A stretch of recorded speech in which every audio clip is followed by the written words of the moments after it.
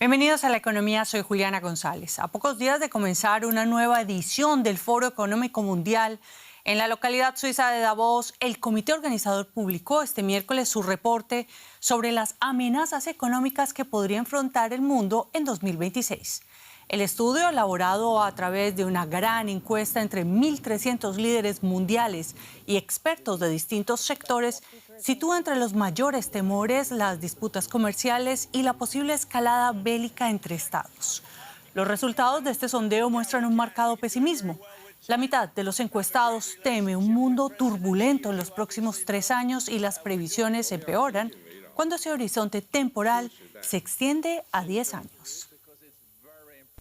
Y sobre los pormenores de esta encuesta y esas expectativas en Davos, vamos a hablar con mi colega Ezequiel Garay en la Bolsa de Frankfurt. Ezequiel, te saludo con mucho gusto. La confrontación económica entre potencias podría ser también el tema principal de este foro de Davos. ¿Qué creen los expertos que ocurrirá en 2026, Ezequiel?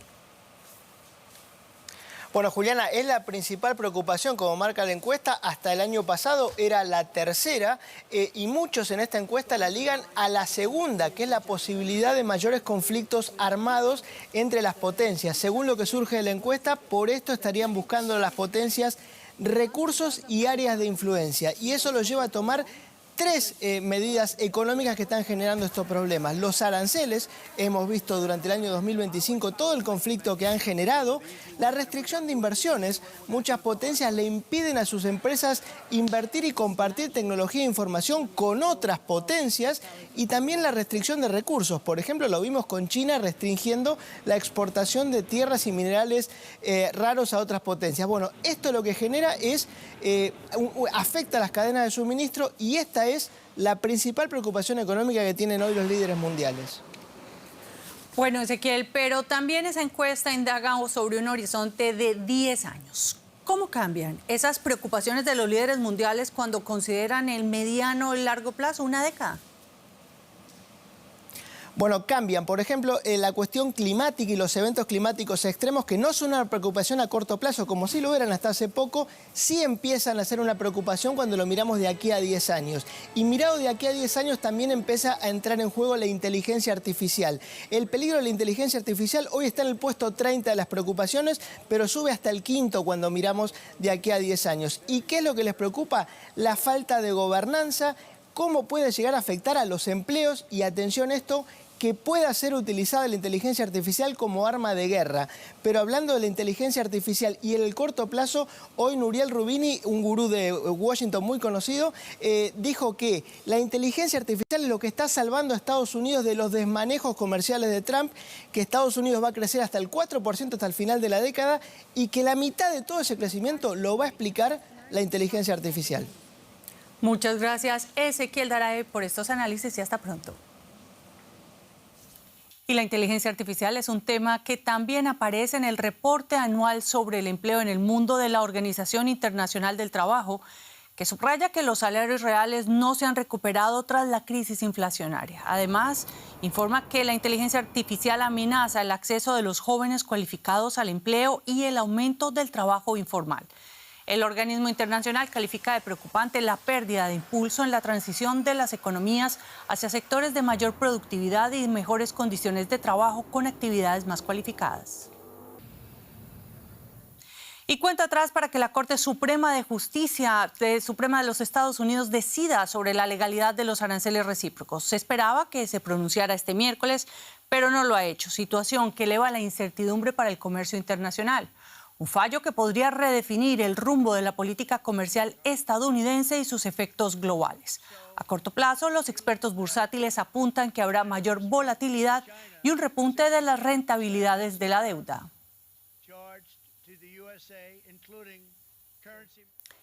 La incertidumbre pone a los mercados más nerviosos que las políticas comerciales polémicas. Y nosotros analizamos con Ana Nieto desde Nueva York la situación actual. Ana, te saludo con mucho gusto a la espera de la decisión del Supremo. Ana, ¿cuál es el balance de los aranceles en 2025? Juliana, han sido realmente apenas 6 meses de aranceles que han variado mucho desde su chocante anuncio en abril y por los tratados comerciales. Muchos de estos tratados los han reducido o han dado entrada a excepciones. Así, la presión de este impuesto a la importación es bastante menor de lo inicialmente planteado y se queda rondando el 14%. Con todo, la mayor presión desde los años 30. Pero por esa menor presión y porque los importadores han absorbido la mayor parte de los costos arancelarios hasta ahora, empezaron a transmitirlos a los consumidores a finales de año, la inflación no se ha disparado. No obstante, tampoco baja y queda muy lejos del objetivo de la inflación que tiene la Reserva Federal. El PIB sí que está creciendo, pero como dicen en el Fondo Monetario Internacional, no por los aranceles, sino a pesar de ellos y gracias a las grandes inversiones de capital para la inteligencia artificial. Es una expansión que no está viniendo acompañada de gran creación de empleo. De hecho, la industria que, según Trump, iba a ser la gran beneficiada por los aranceles, ha destruido 75.000 empleos netos el año pasado. La recaudación, eso sí, ha sumado 264.000 millones de dólares, lo que ha permitido reducir en cierta medida el déficit fiscal y también se ha reducido el déficit comercial por una caída de las importaciones. Pero en cierta medida esta caída podría ser temporal porque ha habido muchas distorsiones en el comercio que se espera que se normalicen en el año 2026. Ana, pero hay una situación curiosa y es que se esperaba que esa decisión del Supremo se diera primero el viernes y luego el día de hoy, pero sigue sin llegar. ¿Qué es lo que está en juego realmente? Sí, esta espera está causando bastante incertidumbre, no solo en los mercados, que hoy esperaban esta decisión, sino también entre inversores de capital e importadores, que a día de hoy siguen sin saber si la mayor parte de los aranceles impuestos por Donald Trump son legales o no, porque podría ser que el presidente no hubiera tenido la autoridad para imponerlos. De hecho, en la vista ante el Supremo, los magistrados parecían inclinados hacia la anulación de estos aranceles. Tanto Trump como el secretario del Tesoro han dicho que hay un plan B, hay otras legislaciones que permiten la imposición de aranceles, pero sería una vía más lenta. En juego hay la devolución de 180.000 millones de dólares a importadores en caso de que se anulen estos aranceles. Estaremos muy atentos a esa decisión que se puede dar en cualquier momento. Ana Nieto, en Nueva York, muchas gracias. Muchas gracias, Juliana. Y China ha anunciado un superávit comercial récord de más de $1 billón el año pasado. Sus exportaciones han inundado los mercados mundiales y ello pese a los aranceles impuestos por Donald Trump.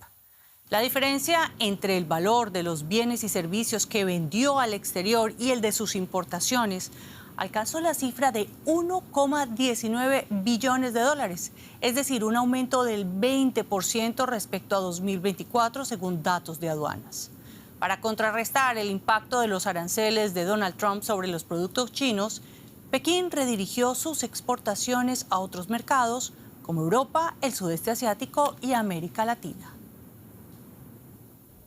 Y nosotros nos vamos a América Latina porque Argentina apuesta a sectores como la minería y el petróleo que plantean grandes desafíos ambientales.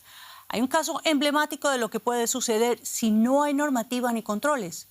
Un pozo petrolero abandonado está vertiendo fluidos contaminantes y gases tóxicos desde 2023. Ya ha contaminado 20 hectáreas a la redonda y ha matado 350 vacas, pero sigue sin solución. La erupción de fluidos y gases contaminantes es permanente desde hace más de 2 años. Es un pozo petrolero abandonado en la provincia de Salta, noroeste de Argentina. Ha contaminado 20 hectáreas a la redonda. Provocó la muerte de 350 cabezas de ganado vacuno y el bosque nativo se secó. Los dueños del campo donde está el pozo y los de la finca vecina han abandonado las casas donde pasaban parte de su día a día. Toda una vida hecha aquí, el sacrificio de los que ya no están, mis abuelos, mis viejos, y ahora nosotros, y bueno, y estamos perdiendo todo por la consecuencia del pozo. Cuando empezó en el 2023, esto ya fue un desastre y continúa hasta la fecha. Hasta aquí no hay ninguna solución, de ninguna parte. Uno de los hermanos de Aureliano falleció a finales de 2023, aunque no tienen pruebas certeras de si murió por inhalar el aire irrespirable que brota del pozo. No teníamos ningún tipo de protección en ese momento Y bueno, andaba macheteando la orilla porque era todo monte. Y bueno, mi hermano cayó enfermo. El pozo fue iniciado y cerrado por la petrolera estatal argentina YPF en la década del 80. Después el área quedó en manos de President Petroleum, del empresario británico Peter Levine. En 2017 comenzaron a secarse plantas alrededor del pozo, pero solo cuando erupcionó, los dueños del campo denunciaron a President. En 2025 la empresa quebró y el área pasó a manos de la provincia de Salta, que a su vez dice que carece de los millonarios fondos para frenar el derrame. La fiscal del caso ha imputado al empresario Levine, residente en Suiza. No te podría decir en ese sentido, o sea, cuándo se va a reparar, porque eso lleva sus años. Hay varios pozos acá en Argentina que también colapsaron y que con el tiempo se trata de realizar una remediación, o sea, cuando se logra saber quiénes son los responsables, estamos en esta etapa de responsabilizar penalmente a alguien. El aire, el suelo y el agua están contaminados. Están en riesgo especies autóctonas como osos hormigueros, vizcachas, suris o ñandúes, loros habladores y chajás. Por el vertido crece el riesgo de incendios forestales en el verano austral. Son todas advertencias de Greenpeace, que ha dado difusión al derrame.